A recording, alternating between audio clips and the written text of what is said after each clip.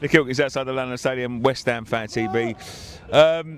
Disappointing, and it's probably one of them ones where probably best we play, but we've lost the game. Yeah, I don't want to sort of go over the greatest hits record, but same story, innit? Same story. They tried, they gave everything. I thought 10 and 11 tried anyway. I thought there was one Brazilian international who just ambled through, gave the ball away for the second goal and did nothing all game. I think he gave it away with the first goal as well, didn't he?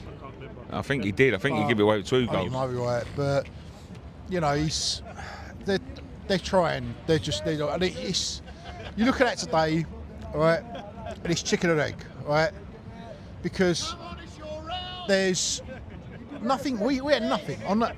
They had more options on their bench than we had on the pitch. Yeah. Now, as manager, if you select a subs bench and you've got a defensive 4, a midfield 3, Wilson, it's you've got no option when you. Wilson should have come on 15, 20 before he did. We will talk about that. We will talk about that because it was a difference today. Villa made the changes when they needed to make the changes. Yes, and absolutely. We didn't. Absolutely, but to be honest, I was saying this over the game to my family. I think, in the wider sense of football, Pep is the most revolutionary manager, like best manager I think the Premier League's ever seen. But he's like the most revolutionary. But after him, no one, I don't think, in the Premier League, including Pep, can make decisions on a short-term basis like Emery. Emery goes, what's this problem? How do I fix it? What's the next problem? How do I fix it? And he's constantly finding the answer. Always perfect. Yeah. Always. That's why are they second in the league or third in the league now? But that's why they're up there. And it'd be great for them if they go and win the league You know title. what they did today? They didn't play well, and they won the game. They was in control. They never panicked. You know, they carried on playing their game, they carried on with their game plan, they carried on getting in between, they carried on putting players forward, and that was the difference. We got a goal in 30, it's the first ever Premier League goal, and then we dropped back. It's 30 seconds in.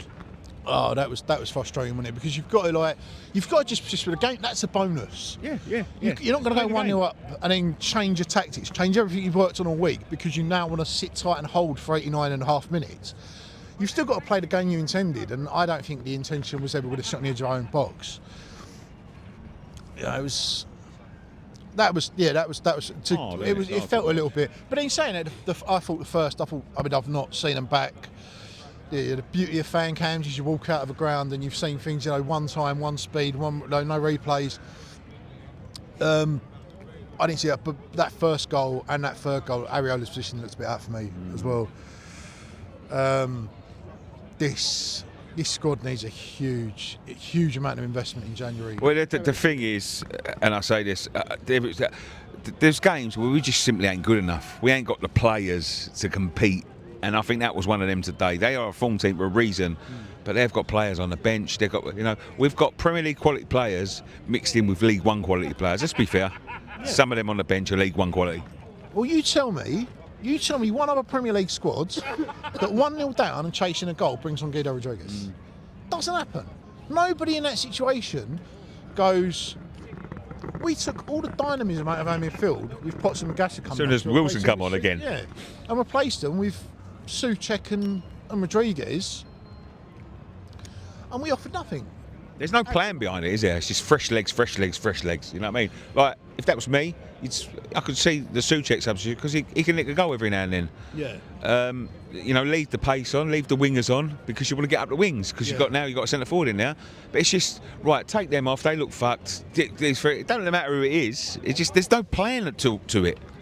No, there is. But then equally, I think he's playing with a very limited deck of cards. Yeah, I agree. I do agree. The Wilson substitution should have happened 15 minutes before it did. That's on him. I was at Culture midweek. George Murphy was superb. He would have given you something off the bench, something different. Certainly more than I think Guido Rodriguez would have given you. Yeah. Certainly more than Mamadou Kante would have given you, to be perfectly honest. Yeah. And his absence can only be explained by the manager. But you just look through it now and you think like the centre halves. Yeah, look, the whole team they try. The defence as a unit, I don't think is Premier League quality. Somerville, he works his nuts off. But again, it's another game where no goals, no assists. I don't think he had a shot on target.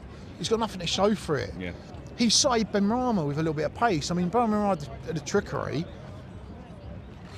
but you know, once it went wrong for him, once teams worked out that Benrahma, if you showed him onto his left foot, he had nothing. And he was sussed out.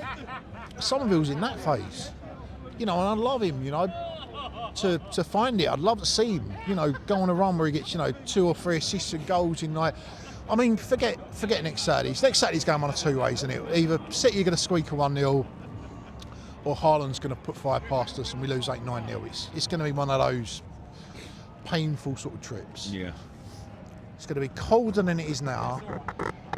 God, I should have stuck with a coat. Listen, I know. Listen, we've got some big games coming up, but we've got to put the harsh reality in now. Is Leeds win tomorrow with 5 points adrift coming into Christmas. That's the harsh reality. That's. But then you've got those 4 games, and it's like this is. I think the problem we have is this is make or break now, isn't it? Massively. Yeah.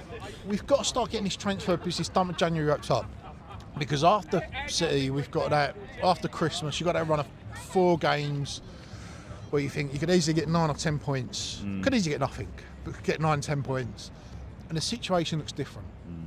Suddenly, you're back in the driving seat. You're back in control. But you've got to go and get that business somehow, somewhere, some way. But then they've done it. Didn't they? Their owners. Yeah, they did. Yeah, they did. Yeah. Look, you know, we need this dealings. We need this business.